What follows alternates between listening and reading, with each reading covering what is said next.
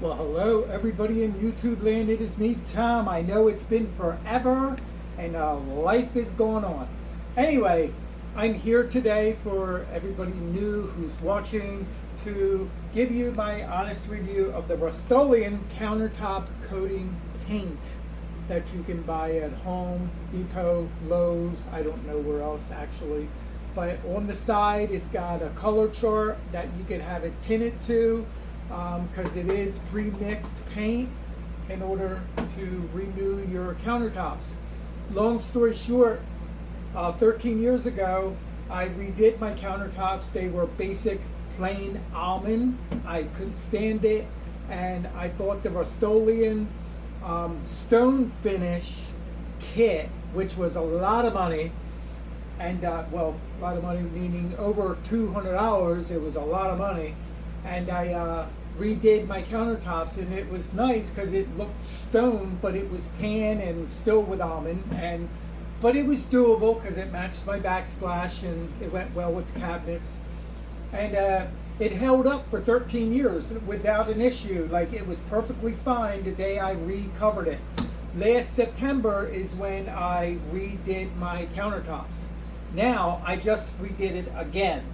And before I get into the nitty-gritty of my review, I want to tell you why I redid it. Okay, so last September, I did the countertops in this gray mist. It's on the side of the can, gray mist color. And I love the way it turned out. It still matched my backsplash. It brightened up my room. And if you can see my back walls, I want to paint them a dark blue like. So my room's going to be dark blue eventually with this color scheme. And it held up great. Up until just the other day, I was putting dishes in the dishwasher, wasn't paying attention, and boom, I nicked this with a knife. Not that bad. I mean, seriously, it was a chip. It was a black chip, because now it's a black spot on my corner, right on the edge of the countertop. And I couldn't deal with it. I didn't have leftover paint in order to like just fill it in, because that's what I would have done, because there was nothing wrong with the paint job from September. Obviously, you know, it's still practically new. But I was like, you know what? And I'm not promoting any store, don't get me wrong. However, Home Depot and Lowe's is basically the same price for this. It's 29 fluid ounces. I guess that's a quart. I'm really not sure because I'm not like that. Anyway, 35 bucks a can. 35 bucks, and you can redo your countertop in a linen color, a canvas color, light ash, cobblestone, gray mist, haystack, wheat, pewter, oatmeal, rosemary, putty, and earth. They're the color description on the side of the can. I don't know if you could actually see that or not up close, because I can't see in my phone in order to see what you're seeing. But anyway, so now I get to the point I don't have paint. I'm thinking to myself, you know, I could go to the store and get a sample paint, you know, what are they, $4 or $5, and fill in that little crack. And I was like, you know, I could do that. That's not an issue. The issue is that's not going to be the same paint, and the color tone may not be the same, and so it's still going to be noticeable. Excuse me. And I'm thinking, 35 bucks, I'm just going to redo the whole thing, because I don't want that. I'm going to be extra careful now that that happened when I put dishes in the dishwasher, because it was a mistake that happened. Now, the nitty-gritty of this review is, it smells, it's bad, it's strong, bad odor, very strong. Top of the line. Any reviews you're going to get from this is going to tell you it's bad, but it works. It works. That's number one. So I've seen people suggest wearing a ventilator, a mask, whatever. I didn't. It's very strong. I was well ventilated, windows open, door still open, because 2 days later it still smells because I had to do some touch-ups today. I'll get to that. So it's really simple. It's just like painting a wall in your house. First of all, you want to get painter's tape and tape up around the sink area and your backsplash so you don't get paint on that. Now, the instructions are so tiny I can't read this, but if you look through the phone and enlarge it, you'll be able to read it better. I didn't read it, period. I'm not even gonna lie. I didn't read the instructions. I went by reviews. I lightly sanded the countertops, okay, to get them prepped, and then I washed them down, made sure there was nothing on it before I started. Don't use, if you could hear my fan in the background, when you're doing this, don't have a fan on when you're painting it, because you know, if you got lint or debris or dog shedding, I have a dog, you know, that debris can float right in on your paint job, and yeah, that's a bad mess, because this is not your ordinary paint. This is like an industrial boat paint type. Ooh, is that wet? Yeah, it is. Yeah, it's very strong and durable. I believe it's like the marine paint. They sell appliance paint, and I've used that years ago in the past, the white appliance paint, and I believe it's like the same texture, consistency, make, whatever. So anyway, yes, so you lightly sand this down, you make sure it's all clean before you start. Now I used the, what do you call it, this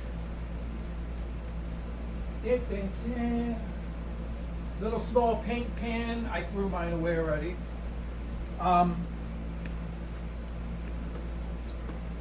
There's 2 rollers that come with my kit, and as you can see, what is this? I can't think of what the hell these are called. Sponge type. I don't know the exact name, but anyway, this is what you want to use because it leaves a perfectly good texture on your appliances. The nappy rollers, no, don't use that. Now, when I initially painted my countertop 13 years ago with the stone finish, it left like an orange peel finish. So they're not completely flat. Now, if your countertops are flat now and you paint over it, I don't know if it'll stay flat or if it'll give it a texture. I'm assuming you'll get some sort of a texture, but don't quote me because I'm not sure, because I already had texture. And to be honest, I liked the texture that's on my countertops because it gives it some definition, so it's just not like plain, boring, flat. So yeah, so now when you're painting, when you're rolling this on, you want to keep even strokes, okay? We don't want to paint it like a wall. Otherwise, you're going to see marks when it's done. Literally, when it dries, you'll see marks all over. That happened back in September when I painted it originally. No big deal. Just roll right back over it. Okay, it'll even itself out. If you see bubbles, tiny, real faint, tiny bubbles, don't freak out. They will disappear. And if they don't, okay, any blemishes, any mistakes that you see can be fixed, literally fixed. What you do, you just get some sandpaper again when it's dry. Now, it's dry to the touch in about 2 hours, okay? Excuse me, dry to the touch in about 2 hours, and that's technically when I started to work on my blemishes. And I lightly sanded that area to get like the bubbling out or the mishap out, and then I got my roller brush and I just went right back over it, okay, in a big section, because you don't want to do just that one little section. You want to do that whole, like this whole section. This way it's one even coat of paint again, and then it's not noticeable. That's the best part about this. Now, because it's a big area, mine especially a big area, I had a few flaws. I had right here when I finished, I had a line. I could see a line, not like a pencil line. I'm like a shade line, because I went ahead and I painted over a section and I didn't overlap it, and that line showed up. That's what I'm talking about. Wait till it dries. Don't go over it wet. Otherwise, you're going to get nappiness to your countertop, and then you're going to have to wait till it dries and sand it down a little bit in order to repaint it. Wait till it fully dries. Then you can go ahead and go over it again. It's not a big deal. Why this is wet.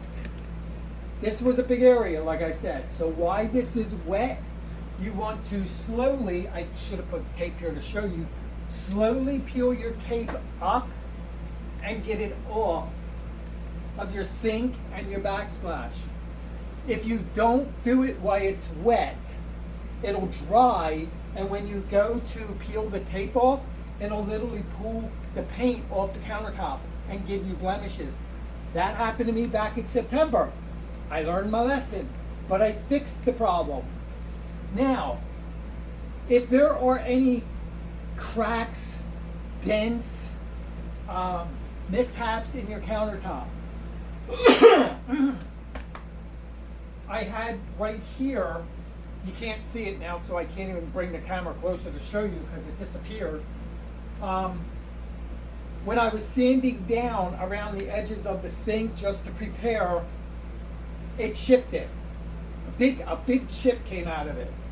So what I did was I had just regular caulk. I don't have nothing else here, and I was like, what do I use? So I got my caulk and I just filled it in with caulk, you know, and I wet my finger to make sure it was smooth and let that dry. From that point, I painted over it. You can't see it, and it was a big chip right there right here at this edge. So that's my number one tip. I use caulk. I don't know what you want to use, but anyway, that's what I did. So if you have any chips or nicks or anything, because my old countertop had some nicks, and I did the same thing. I just filled it in with caulk, sanded it down, smoothed it, and painted over it. Nobody would ever know it was there. Now keep in mind, this is paint, okay? This is not a solid, hard substance. This is prone to get damaged if you mistreat it improperly. You want to wait, from my experience from September, you want to wait at least 2 weeks, if not longer, to put anything heavy on your countertops and leave anything on your countertops. You don't want to do that until it hardens and bonds further. The longer you wait, the longer and stronger it's going to be in the end. I've seen reviews, people talk about how it bubbles up and it peels, and they put stuff on the countertop and it starts to melt, basically melt.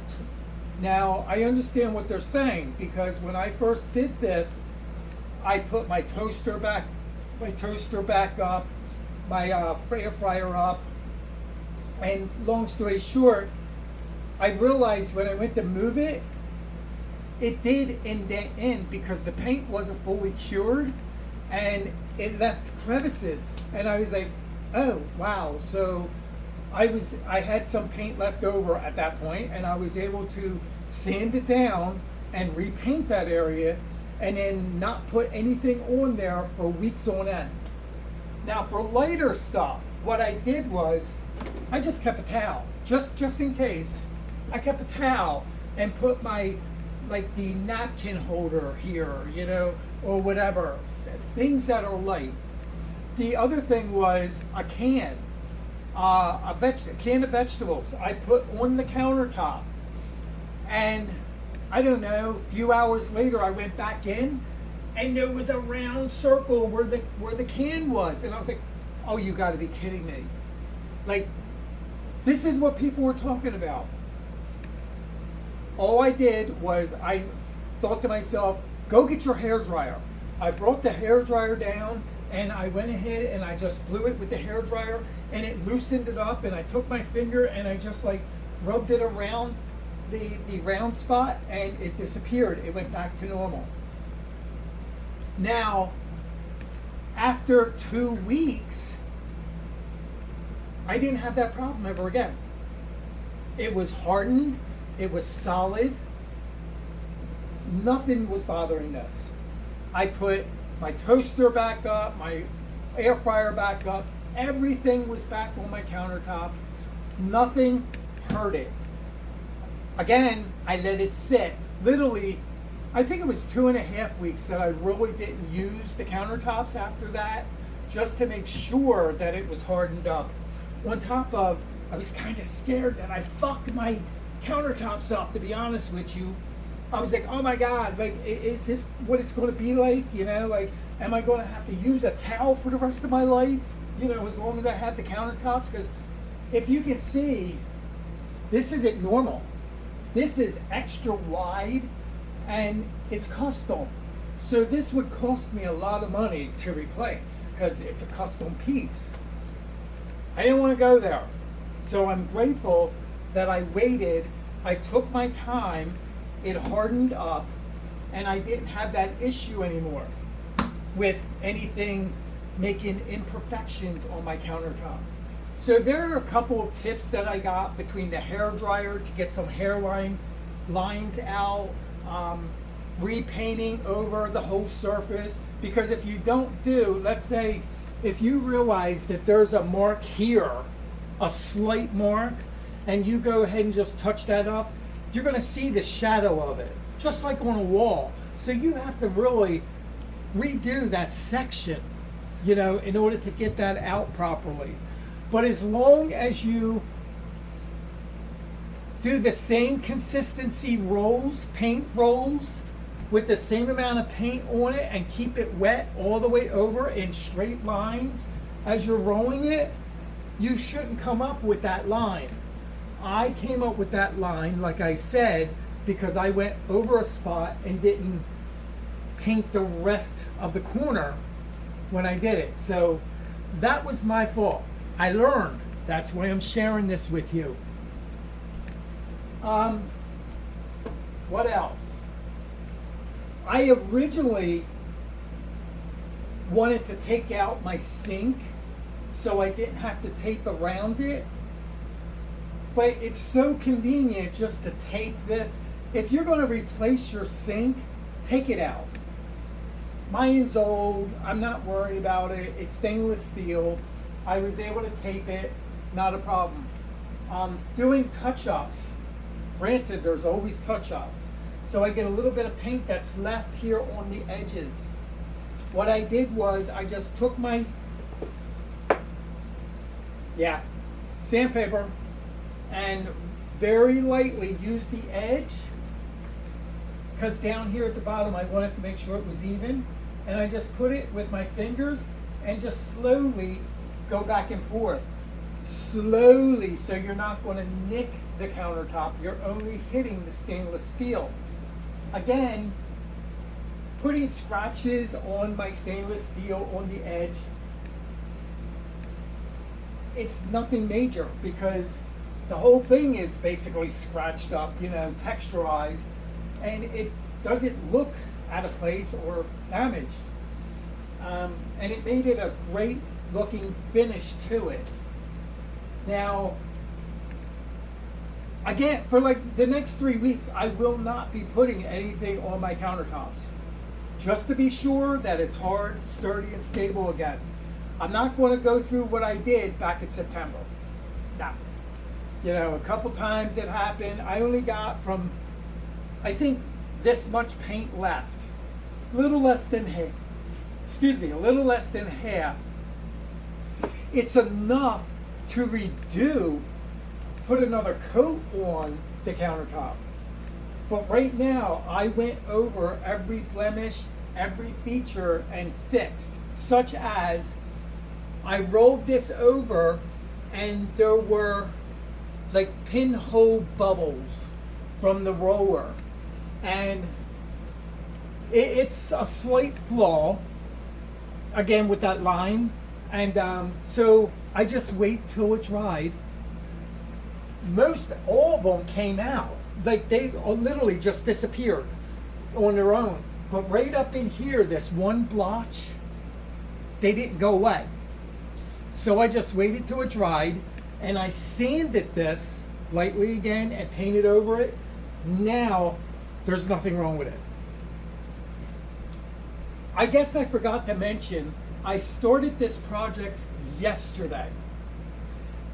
You got to take your time. You can't rush it. Like I said, for all the obvious reasons, between the lines and the flaws and anything is possible that would happen. I literally, on top of the line that was up here when I repainted it, I turned around and there was a piece of hair, my dog's hair. I'm not thinking, I put the fan back on, hair got on the countertop. I was like, you gotta be kidding me. So, I don't have them now. I got tweezers, because I knew what else to get. I got tweezers from upstairs to get that off. And then I used my roller and I went over it again and smoothed it out. You can't even see where it was. That's the best part about this. 35 bucks.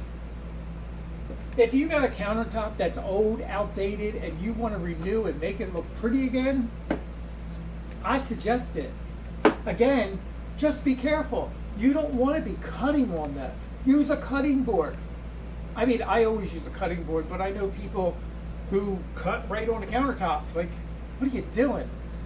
Countertop, like, be extra careful. If you know something can scratch, like pots and pans. I don't put pots and pans on my countertop unless I put the towel down first.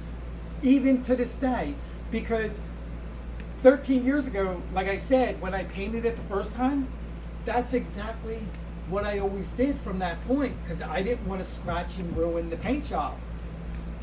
It lasted forever because I maintained and took care of it.